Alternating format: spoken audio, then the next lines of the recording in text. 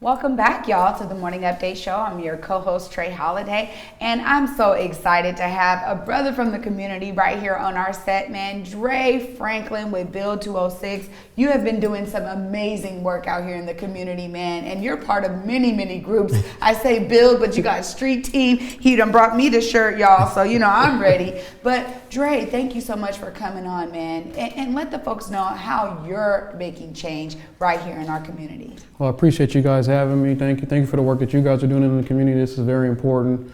Black led, black owned. That's what it's all about. So some of the work that we're doing in the community around B.U.I.L.D. B.U.I.L.D stands for Brothers Uniting Leadership Development, and it's really around issues that focus on black men and boys, really building relationships, trust, accountability, mentorship, job skills. There's a lot of stuff a lot of information that we do with that. And with that, as well as we do like Father's Day events, Mother's Day events. We do a lot of events where we bring people together to kind of offset the impacts of gentrification. So one of our highlight events that we've done in the past was like Build the Hood basketball events, partnering with cats from the community. We've done the football Little League, 90s football Little League reunion. We know football's a big deal to date, but back when we was kids, it was huge. So we brought all the folks together for that, and that was like black men that were like 35 and older and their families. We've started a number of businesses. So we started knockerball business, recreation businesses. We do a lot of events. So we ended up getting a box truck, and we got tables, tents, chairs, different stuff for activities. So that's ways for us to generate revenues, but also when we're working with young men and young women, we're able to give them hard and soft life and job skills and generate revenue where we're not always having to go after grants and funds and playing that game. So that's some of what I'm doing with what we're doing with B.U.I.L.D. And then B.R.I.C.C is our nonprofit. That stands for Build Resilient Inspired Communities of Color. And that's the nonprofit arm that we started in late 2018. With that, we're able to access more of the resources that are out here to do programs and events. But we're really strategic about the types of funds that we go after. We're definitely not chasing money. Mm-hmm. We're going after money that makes sense for us to be able to bring community together, build relationships, and spend time with one another, because that's the real transformational work. We're not really with the transactional work, so we're really about trying to transform and share the resources and relationships that we have within our community.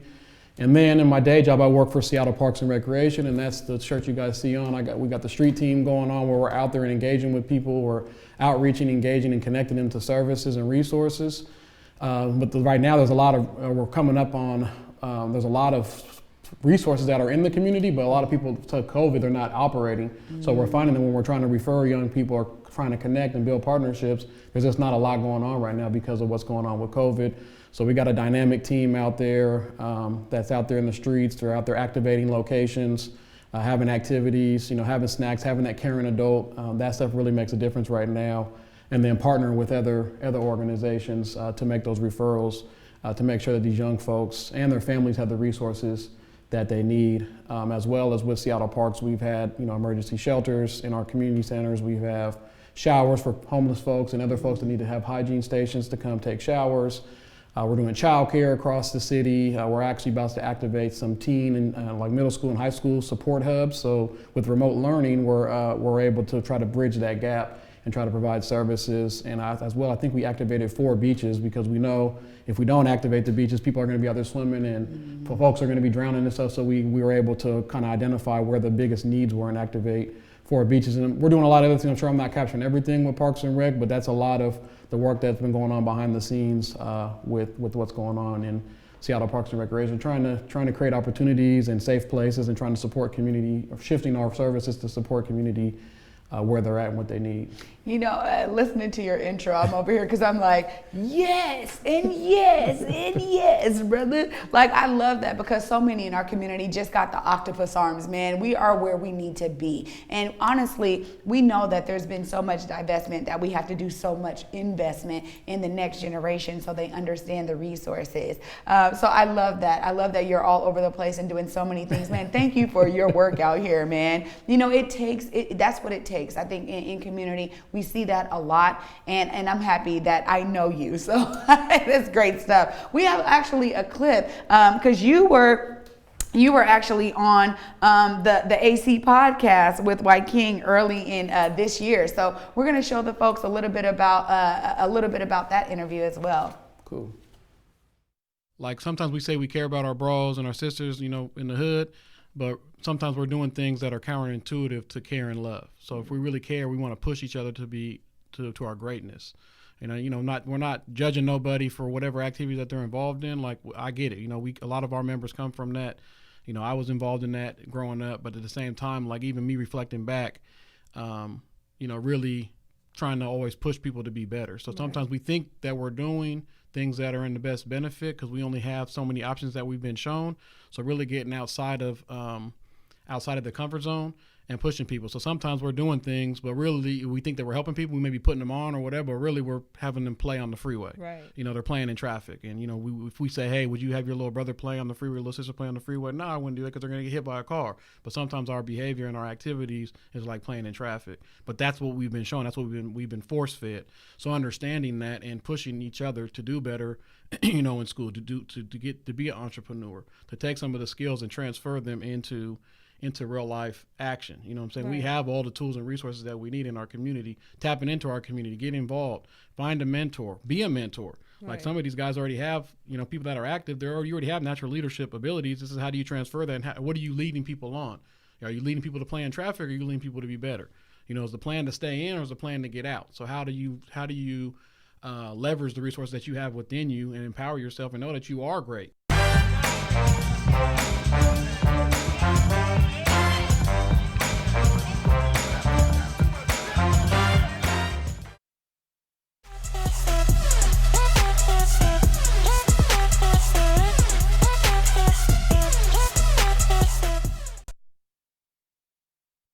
Man, Dre, doing it all out here. You had me cracking up. You said that was BC, huh? Yeah, that was BC. That was BC, Dre. Before Corona. Before Corona. That was when I had the fresh haircut. Now this is no haircut, Dre. This is where we're at right AC, now. This is AC. Oh man, well, one of the ways that I've been able to experience a lot of your work is what you were talking about in terms of the rentals, the equipment rentals. We've been having these First Amendment events, and every single time I can get emotional about it because every single time you stepped up to the plate, like, what's up, fam? What do we need? And I'm so appreciative of that. And I think that really what we're showcasing in some of the coalition movements, some of these movements that are just happening, is that there's real relationships that are built underneath all of these organizations, these businesses. Growing up in the community, you feel that love. Yes. So that's really, and just paying homage, like I don't do nothing I do by myself. It's all about community. We have a team. So I just want to shout out the team, the leadership team with B.U.I.L.D. We have Isaiah Anderson Jr., Proof in the Play, which you guys know, Proof in the Play. Willard Jemerson is on the team. Kendra Glover, Ramon Franklin, Cedric Alderman, and Jerice Vanga. So that's really our leadership team. And then we have a bunch of elders that we engage with, and the next generation. So Ed from the Black Elephant Party, like really tapping into him. He's like the generation now. There's a bunch of other people. Rail Be Free, you guys had him on here before. So it's really intergenerational, and that's really the work. We got to really, so we can't do nothing by ourselves. And like I said, it's really like acquiring resources. So when it's time to go, we can go. And if we can offer the stuff for free, then we can offer it free. If it's an opportunity to generate some revenue, it's an opportunity to generate revenue. But at the end of the day, we have those assets and resources so we can deploy them and make things happen. We don't got to rely on other folks. And I love the model. It takes me back to my urban studies days when I'm learning about micro enterprise, right? If you think about a lot of the ways that communities are invested in globally in some of the, they would call them third countries, but third party countries, but really it's like these developing countries that were like, look, we need to start small. Let's start with what we have. And so I was able to do some of that work when I was in Kenya, and really so inspired by these women and men who had just created businesses that made sense. And one of them that I was so connected to was this chair rental. And it was just like what you're saying. It was like, hey, we have gatherings, we need chairs, simple as that. Right. Like, why do we always have to go and pay somebody else for these chairs when we can just have the chairs and then they're in our community? And then when you need an event, to come to us for chairs. And it's just that simple. And I think sometimes if we can take some of those ideals and characteristics into our Americanized opportunities, I think, we can soar, and you're showing that with B.U.I.L.D. And honestly, also connecting it with a younger generation and bringing them into it so they understand how to do these major setups. We were talking just yesterday on yesterday's episode with Jake Grobbrot, one of our producers, about the music industry and event venues and how COVID has struck all of that work away. But one of the things that you're able to do is stay connected to community organizations who still need these setups, right? And throughout the summer, we've been seeing that. We've been seeing your stuff all over the place. And that's another testament to understanding what is really needed in community and providing that. Yeah, and part of that is also, I'm going to quote one of my OGs, one of my elders, Rico Bember. He said, "This work is social science, not rocket science," right? Like sometimes we make things harder than it has to be, and really, giving these young adults and adults, like we don't really draw the line either, like, oh, you're 18 or 19 or 25 and you're right off, because we feel like people need the resources that they need to be successful whenever they're ready to make that change. And having those businesses and having those opportunities, one, we have the resources to do activities and events and we kind of put our stuff with COVID, we switched to more digital, more remote, virtual type stuff. So we've been working with like DJ Uncle Guy to do, and D-Docs and Love Jones and other folks to do like more virtual stuff. Some of our guys, we did like a lip sync battle. So Isaiah and Proof in the Play and KG, Kendrick, they did like a lip sync battle. So we're trying to do more virtual stuff to try to be responsible with what's going on with COVID, but also we're able to activate to support the movement because we're living in multiple pandemics, right? Mm-hmm. We're dealing with multiple pandemics, but as we're able to provide those services, we're also able to provide hard and soft life skills with the young people so they can learn how to invoice. They're learning how to read the invoice. They're learning how to secure the equipment. They're learning how to communicate with the customer. They're learning how to, work the lift gate on the box truck, all that stuff, you know what I'm saying? So that's really what it is. Like, really, like I said, going back to what Rico said, and there's many elders in the city that's been doing this work. It's not rocket science, it's social science. And the other thing that we've been supporting, unfortunately, there's been an uptick in gun violence and young people dying and in numerous ways. And gun violence is a lagging indicator of what's really going on. These kids are dying emotionally, spiritually, physically, way before they get to having gun violence, right? Mm-hmm. So I think sometimes people want to focus on the symptom instead of really what the problem is, which is way upstream, right? These kids have low self-esteem.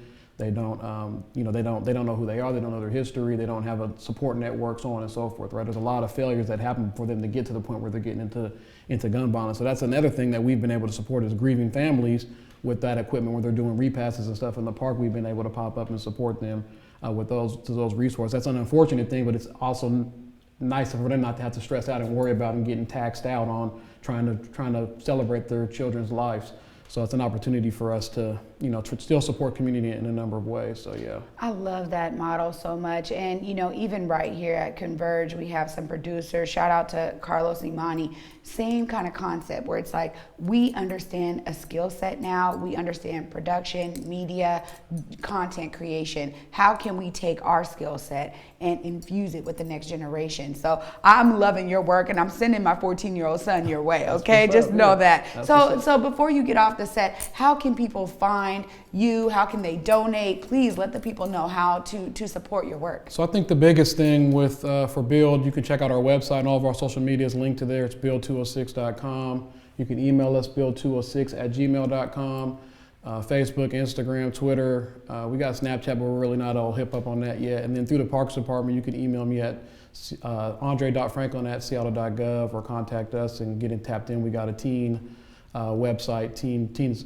You can Google like City of Seattle teen programs, and all that information will be on there. So definitely we want to make sure that you guys are able to tap in, support. If anybody has any resources that they know are active that we can connect young folks to, definitely reach out and we can share that information with the team that's out there in the streets. I want to give them a shout out to Isaiah, who's my brother at B.U.I.L.D, but he's also on the street team. We got Jerice, who's my brother at B.U.I.L.D, who's also on the street team. Josie, Stephen Boney, Brenna. So those are my guys. Adam, those are the ones that are out there in the streets, they're activating parks. So I really want to give them a shout out because, like I said, the work that I do isn't me, it's us, it's we. There's no big I, little you. Right. There's no I in team. So many hands make light lifting, and that's really what I'm on. So it's really about B.U.I.L.D for real, Absolutely. And I think you just echoed the sentiment of community, because that's what it is. None of us do any of this work alone. And I love that you were able to highlight that, Dre. Thank you so much for joining us today. Thank you for having me. Thanks for what you guys are doing. Absolutely.